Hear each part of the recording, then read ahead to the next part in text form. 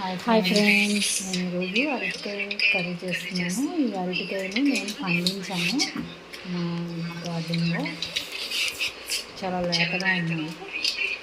ఈరోజు వీటితో కర్రీ చేస్తున్నాను. చాలా సింపుల్గా త్వరగా అయిపోయేలా చేస్తున్నాను. ఇది లేతగా ఉన్నాయి కదా, త్వరగా ఊరకనే మగ్గిపోతాయి. ఓకేనా, ముందుగా అరటికాయలని కట్ చేసుకుందాము.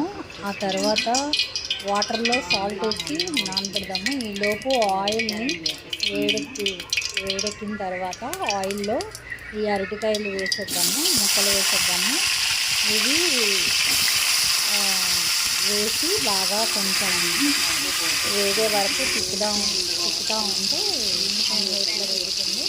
మధ్యలో చిన్నులపాయలు వేద్దాము. తర్వాత కొంచెం జీలకర్ర, పసుపు వేద్దాము. తర్వాత కొంచెం వేగిన తర్వాత సాల్ట్ వేద్దాము. ఇవి పెరట్లో కదండి, ఊరికే మగ్గిపోతాయి. అందుకని ముందుగా నేను సాల్ట్ వేయలేదు, కొంచెం వేగిన తర్వాత వేసాను. ఆ తర్వాత కారం వేసాను.